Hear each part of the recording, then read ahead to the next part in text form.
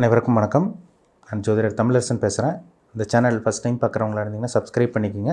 Bell பட்டனை click பண்ணிக்கோங்க. ஆளுங்கிற ஆப்ஷன் இருக்கும், அதையும் செலக்ட் பண்ணிக்கோங்க. அப்போ தான் நாங்கள் போடுற பதிவுகள் எல்லாமே உங்களை வந்து சேரும். இன்றைக்கி நம்ம இந்த வீடியோவில் பார்க்க போகிற தலைப்பு, நம்ம இப்போ எதை பற்றி பார்க்க போகிறோன்னா நட்சத்திர பலன்கள் பற்றி தான் நம்ம பார்க்க போகிறோம். அந்த வரிசையில் வந்து பார்த்திங்கன்னா பூச நட்சத்திரக்காரங்களோட வாழ்க்கை எப்படி இருக்குன்னு நம்ம பார்க்க போகிறோம். பூச நட்சத்திரத்தை பற்றி பார்க்க போகிறோம். பூச நட்சத்திரக்காரங்களோட கேரக்டர், உங்களோட குணாதிசயம் என்ன, உங்களோட லைஃப்பில் என்னென்ன நடக்கும், என்னென்ன தசாபுத்தி, என்னென்ன பிளானட்டோட இம்பேக்டில் இருப்பீங்க, இது எல்லாமே நம்ம இந்த வீடியோவில் தெளிவாக பார்க்க போகிறோம். பூசம்ங்கிறது வந்து பார்த்திங்கன்னா அது உடைபடாத நட்சத்திரம். பூசம் 1, 2, 3, 4 பாதம் வந்து பார்த்திங்கன்னா கடகராசியில் இருக்கும். கடகராசி தான் உங்களுக்கு அந்த நட்சத்திரம் இருக்கும். ஏன்னா ஒரு சில நட்சத்திரமெல்லாம் உடைபட்ட நட்சத்திரமாக வரும், பக்கத்துக்கு ராசி வரும், 2 ராசிக்கு வரும். ஒரே நட்சத்திரம் 2 ராசிக்கு வரும். ஆனால் பூச நட்சத்திரம் கடகராசியில் மட்டும்தான் இருக்கும். பூச நட்சத்திரக்காரங்களோட கேரக்டர் எப்படி இருக்குன்னா, அன்பு பாசத்துக்கு நீங்கள் கட்டுப்பட்டவங்களாக இருப்பீங்க. இறக்க குணம் உங்களுக்கு அதிகமாக இருக்கும். பாசத்துக்கு கட்டுப்பட்டவங்களாக இருப்பீங்க. தாய் உள்ளம் கொண்டவங்க தான் இந்த பூச நட்சத்திரக்காரங்க. இந்த கடகராசினாலே உங்களுக்கு தாய் பாசம், தாய் மீது பற்று, தாய் மீது அன்பு இருக்கிறவங்க தான் அந்த ராசிக்காரங்க. அது பூசங்கிறது வந்து பார்த்திங்கன்னா சின்ன வயசுலேருந்தே வந்து பார்த்திங்கன்னா உங்கள் பக்குவ நிலை உங்களுக்கு இருக்கும். பக்குவப்பட்டவங்கன்னு சொல்லலாம். அன்பு பாசத்துக்கு கட்டுப்பட்டவங்களாக இருப்பாங்க. இறக்க சுபாவம் எல்லாமே உங்களுக்கு இருக்கும். ஆன்மீக சிந்தனை உங்களுக்கு இருக்கும். ஆன்மீகவாதியாக இருப்பாங்க. அதே மாதிரி வந்து பார்த்திங்கன்னா எந்த ஒரு விஷயமா இருந்தாலும் பூச நட்சத்திரக்காரங்க அவசரப்பட்டு முடிவே எடுக்க மாட்டாங்க. ஆழ்ந்து சிந்தித்து யோசிச்சு முடிவு எடுக்கிறவங்க தான் பூச நட்சத்திரக்காரங்க. ஏன்னா அது சனியோட நட்சத்திரம். கொஞ்சம் மந்தத்தன்மை இருக்கும், கொஞ்சம் சோம்பேறி குணம் இருக்கும். இந்த நட்சத்திரத்துக்கு கொஞ்சம் சோம்பேறித்தன்மை இருக்கும், சோம்பேறி குணம் இருக்கும். முதிர்ச்சியான தோற்றம் கொண்டவங்கன்னு சொல்லலாம். சின்ன வயசுலேயே பாருங்கள், ஒரு சில பேர்லாம் பார்த்திங்கன்னா ஒரு சின்ன குழந்தைங்களெல்லாம் பார்க்கும்போது அவங்க பெரிய மனுஷங்க மாதிரி பேசுவாங்க. இந்த நட்சத்திரத்துக்கு உண்டான குணமே அதுதான்.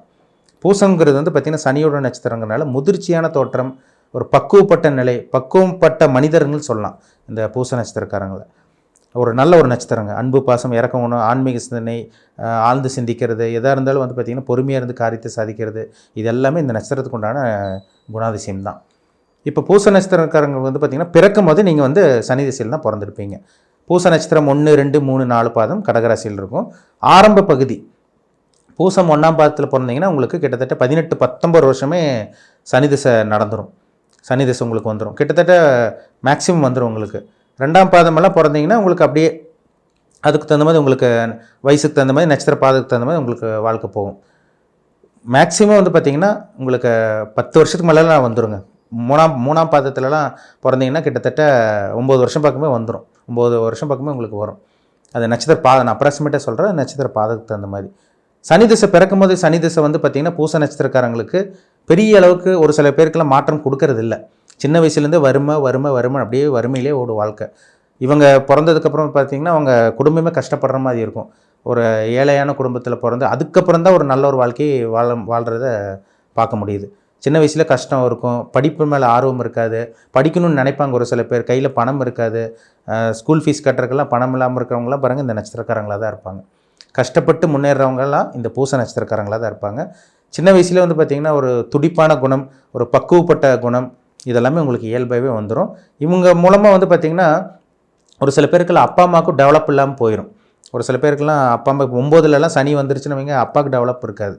4 சனி வந்தால் சின்ன வயசுலேயே இந்த பூச நட்சத்திரக்காரங்களுக்கு வந்து பார்த்திங்கன்னா அம்மாவோட ஆரோக்கியம் கெட்டு போயிடும், இவங்களோட உடல் ஆரோக்கியமும் கெட்டு போகும். அடிக்கடி ஆஸ்பத்திரி செலவு, மாத்திரை மருந்து செலவு, இதெல்லாமே சின்ன வயசுலேயே கண்டிப்பாக இருக்கும். அந்த காலகட்டங்களில் கண்டிப்பாக அனுபவிச்சே ஆகணும். அந்த டைமில் சனி கெட்டு போச்சுன்னா 4ல் இருக்கக்கூடாது, சனி 9ல் இருக்கக்கூடாது, தாய் தந்தைக்கு வளர்ச்சி இல்லாமல் போயிடும். சனி திசை முடிஞ்சு 2வது வரக்கூடிய புதன் திசைங்க, அதுதாங்க ரொம்ப முக்கியமான திசை. பூச நட்சத்திரக்காரங்களுக்கு 2வது வரக்கூடிய புதன் திசை ஒரு நல்ல ஒரு திசையாக இருக்கும். 17 வருஷம் புதன் தசை நடக்கும். ஒரு சில பேரெல்லாம் பாருங்கள் 20 வயசுக்கு மேலே தான் நல்லா இருக்காங்க. 18 வயசு முடிஞ்சு படிக்கிற வரை கொஞ்சம் கஷ்டப்பட்டு அப்படியே போராடி வந்து 20 வயசுக்கு மேலே கொஞ்சம் அப்படியே அவங்க வாழ்க்கை அப்படியே இருட்டிலிருந்து அப்படி வெளிச்சத்துக்கு வர்ற மாதிரி இருக்கும். கிட்டத்தட்ட 35 வயசு வரைக்கும் நல்லா இருப்பாங்க அவங்க. 17 வருஷம் நடக்கக்கூடிய புதன் தசை. புதன் வந்து ஒரு நல்ல ஒரு அமைப்பில் இருக்கணும். நீங்கள் மேஷ லக்னத்தில் பிறந்திருக்கக்கூடாது, 6ஆம் அதிபதியாக போயிடுவார். அதே மாதிரி விருச்சக லக்னத்தில் பிறந்த 8ஆம் அதிபதியாக போய் அந்த புதன் தசையை வேலை செய்யாமல் போயிடும். ஒரு சில பேர்லாம் சொல்கிறாங்க பார்த்தீங்களா, சார் நான் 33-35 வயசுக்கு மேலே தான் நான் டெவலப் ஆனேன், அது வரைக்கும் எனக்கு வாழ்க்கையே இல்லை, வாழ்க்கையே போராட்டம் தான், கடன் தொல்லை அனுபவித்தேன், நோய் அனுபவித்தேன், படிப்பு கெட்டு போச்சு, எல்லாமே போச்சு, சுற்றி இருக்கவங்க எல்லாமே எங்களை ஏமாற்றிட்டு இருக்காங்கன்னு சொல்கிறாங்க பார்த்தீங்களா. அது பாருங்கள், அவங்க ஜாதகத்தில் வந்து பார்த்திங்கன்னா சனியும் கெட்டு போயிருப்பார், புதனும் கெட்டு போயிருப்பார். அந்த வாழ்க்கை கிட்டத்தட்ட ஒரு நடு வயசு வரைக்கும் 30-35 வயசு வரைக்குமே அவங்க வாழ்க்கையில் எதுவுமே அனுபவிக்க முடியாமல் இருக்கும். 35 வயசுக்கு மேலே வந்து பார்த்திங்கன்னா கேது திசை வரும். அப்படியே கேது திசை அப்படியே ஒரு மாற்றத்தை கொடுக்கும், அப்படியே ஒரு வாழ்க்கை. ஏன்னா கேதுனாலே மாற்றத்துக்கு உண்டான கிரகம். கேது வந்து பார்த்திங்கன்னா கிட்டத்தட்ட 40 வயசுக்கு வரைக்கும் கேது திசை நடந்து அந்த 40 வயசுக்கு மேலே வரக்கூடிய இந்த சுக்கிர திசை தாங்க இந்த பூச நட்சத்திரக்காரங்க சாதிக்கிறாங்க. 38 வயசு முடிஞ்சு 40 வயசுக்கு மேலே தான் அந்த சுக்கிர திசை வரனால கிட்டத்தட்ட அந்த 20 வருஷம் தான் அவங்க வாழ்க்கையை மாற்றி அமைக்குது. கிட்டத்தட்ட அந்த 60 வயசு வரைக்கும் நிறைய ஜாதகம் பார்க்கும்போது தெரியுது.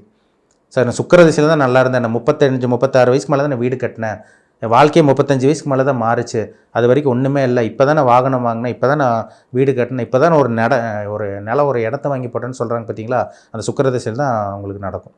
ஒரு சில பேருக்கு 30 வயசுக்கு மேலே கல்யாணம் ஆகிறவங்களாம் இருக்காங்க, சுக்கிர திசையில் தான் அவங்களுக்கு அமையும். சனி திசை நல்லா இல்லாமல் இருந்து புதன் திசை நல்லா இல்லாமல் இருந்துச்சுன்னா அவங்க வாழ்க்கையை போராடுற மாதிரி தாங்க வருது. வாழ்க்கை போராட்டமாக போயிடும், எந்த ஒரு நல்லதை அனுபவிக்க முடியாது. ஒரு சில பேர் பிறந்ததுலேருந்தே நல்லா இருப்பாங்க, 15 வயசுக்கு அப்புறமே ஒரு சில பேர் நல்ல ஒரு மாற்றம் தெரியும். 15லேருந்து அப்படியே அவங்க வாழ்க்கை கிட்டத்தட்ட 60-70 வயசு வரைக்குமே நல்லா போகும், அப்படியே ஒரு பிரச்சனையும் இருக்காது. பார்த்தோம்னா அவங்க ஜாதகத்தில் நடக்கக்கூடிய தசா புத்தி ஸ்ட்ராங்காக இருக்கும், கிரகங்கள் வலிமையாக இருக்கும். அப்போ உங்கள் ஜாதகத்தில் 60 வயசு வரைக்கும் வரக்கூடிய அந்த சுக்கிர திசை நல்லா இருக்கான்னு பாருங்கள், ரொம்ப முக்கியம் தான். ஏன்னா ஒரு மனுஷனை வந்து சொகுசாக வாழ வைக்கிறது, நல்ல லக்ஸுரியான வாழ்க்கை, ஒரு சொகுசு வாழ்க்கை அனுபவிக்க வைக்கிறதெல்லாம் அந்த சுக்கிர திசையில் தான். காமத்தை கொடுக்குற கிரகமே சுக்கிரன் தான். செக்ஸ் வாழ்க்கையில் ஒரு நிம்மதியான திருப்திகரமான வாழ்க்கை, நல்ல ஒரு இல்லற வாழ்க்கை வாழணும்னா அவங்க ஜாதகத்தில் சுக்கிரன் கிடவே கூடாது. ஒரு சில பேருக்குலாம் பாருங்கள் 40 வயசுக்கு மேலே தான், நான் சொன்ன மாதிரி 35-40 வயசுக்கு மேலே தான் கல்யாணமே ஆகுது. அந்த சுக்கிர திசை அந்த 20 வருஷம் வாழ்க்கை தான் நல்ல ஒரு நிம்மதியாக அவங்களால வாழ முடியுது. அப்போ அவங்க ஜாதகத்தில் நடக்கக்கூடிய தசா புத்தி, சுக்கிரன் அமர்ந்த இடம், மற்ற கிரகங்கள் அமர்ந்த இடம், இதை வச்சு தான் நம்ம துல்லியமாக சொல்ல முடியும். சரிங்களா? மேக்ஸிமம் வந்து பார்த்திங்கன்னா இந்த பூச நட்சத்திரக்காரங்களுக்கு வாழ்க்கை 30-35 வயசுக்கு மேலே தான் டெவலப் ஆகிறத பார்க்க முடியுது. ஒரு சில பேர் தான், ஒரு 10% 20% தான் ஒரு சில பேர் அந்த கிரகங்கள் கெடாமல் இருக்கிறவங்க தான் சின்ன வயசுலேயே படிப்பெல்லாம் கெடாமல் ஒரு நல்ல ஒரு வாழ்க்கை, ஒரு டீசெண்டான ஒரு வாழ்க்கையை வாழ்கிறத ஜாதகத்தில் பார்க்க முடியுது. சரிங்களா? அப்போ உங்கள் பிறப்பு ஜாதகத்தில் வரக்கூடிய தசா புத்தி, உங்கள் வயசு, என்ன நட்சத்திர பாதம், 1ஆம் பாதமாக, 2ஆம் பாதமாக, 3ஆம் பாதமாக, 4ஆம் பாதமாக, உங்களுக்கு என்னென்ன தசாபுத்தி நடக்கும், இனி லைஃப்பில் என்னென்ன விஷயங்கள் நடக்கும், நல்லது நடக்குமா கெட்டது நடக்குமா, எப்போ வாழ்க்கை மாறும், இப்போ நடந்துகிட்ருக்க தசாபுத்தி என்ன இம்பேக்டில் இருக்கீங்க, கிரகங்கள் உங்களுக்கு சாதகமாக இருக்கா பாதகமாக இருக்கா, இதெல்லாமே பார்த்தா தான் நம்ம 100% துல்லியமாக சொல்ல முடியும். இது நல்லா இருக்குது, இது நல்லா இல்லைன்னு தெளிவாக சொல்லிடலாம். நல்ல நேரம் ஆரம்பிச்சிருந்தா உங்களுக்கு பிரச்சனையே கிடையாது. கெட்ட நேரம் ஆரம்பிக்கும் போது நீங்கள் ஒரு சில விஷயங்கள கவனமாக இருந்து தான் ஆகணும். இதே 6-8 தசாபுத்தி, நான் சொன்ன கிரகங்களெல்லாம் 6-8 தசாபுத்தியெல்லாம் நடந்துச்சுன்னா நீங்கள் தொழிலே பண்ணக்கூடாது. அவங்க தான் நடு ரோட்டுக்கு வந்து நின்று கடன் மேலே கடனை வந்து கடன் கழுத்தை நெருக்குதுன்னு சொல்கிறாங்க. அப்போ ஜாதகத்தை செக் பண்ணுங்கள், சுய ஜாதகத்தை செக் பண்ணுங்கள். இப்போ கோச்சார பலன் நம்ம பார்த்துட்டு இருக்கிறனால, இப்போ கோச்சார பலன் ராசி பலன்லாம் பார்க்குறதுனால அது பெரிய பெரிய பிரயோஜனமே இருக்காது உங்களுக்கு. அது ஒரு 15-20% தான் பேசும். ஜாதகத்தில் நடக்கக்கூடிய தசாபுத்தி தான் 80-85% பேசும். அதில் மாற்றமே கிடையாது. ஜாதகத்தை மீறி, அந்த கிரகங்களை மீறி வேறு ஒன்றுமே வேலை செய்யாது உங்களுக்கு. ராசி பலனெல்லாம் பெரிய அளவுக்கு மாற்றத்தை கொடுக்காது உங்களுக்கு.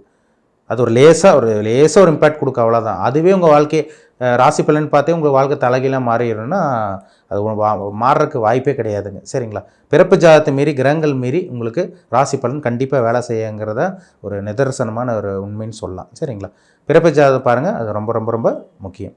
அப்போ தான் உங்களுக்கு ஒரு ஐடியா கிடைக்கும், ஒரு ஃபோக்கஸ் பண்ணி போயிட்டே இருக்கலாம். நீங்கள் இந்த ரூட்டை பார்த்துட்டு போகணுன்னு ஒரு தெளிவாக தெரிஞ்சிருச்சுன்னா நீங்கள் அதை பார்த்து போயிட்டே இருக்கலாம். இப்போ நேரம் சரியில்லைன்னா இருக்கிறவங்க தான் பாருங்கள் தேவையில்லாமல் தொழில் ஆரம்பிப்பாங்க, பல இடத்துக்கு போவாங்க, பல ரூட்டுக்கு போவாங்க, எல்லாத்துலேயும் தோற்று போகிற மாதிரி வரும். அப்போ உங்கள் ஜாதகத்தை பார்த்து தெரிஞ்சுக்கிட்டிங்கன்னா உங்களுக்கே ஒரு கிளாரிட்டி கிடைக்கும், உங்களுக்கே ஒரு தெளிவான ஒரு ஐடியா கிடைச்சிடும் உங்களுக்கு. சரிங்களா? மீண்டும் அடுத்த பதிவில் சந்திக்கும் வரை உங்களிடமிருந்து விடைபெறுவது உங்கள் ஜோதிடர் தமிழரசன். இந்த சேனல் பிடிச்சிருந்தா உங்கள் நண்பருக்கு உறவினருக்கு ஷேர் பண்ணுங்கள், லைக் பண்ணுங்கள், சப்ஸ்கிரைப் பண்ணுங்கள், பெல் பட்டனை கிளிக் பண்ணிக்கோங்க, ஆளுங்கிற ஆப்ஷன் இருக்கும், அதையும் செலக்ட் பண்ணிக்கோங்க. அப்போ தான் நாங்கள் போடுற பதிவுகள் எல்லாமே உங்களை வந்து சேரும். நன்றி, வணக்கம்.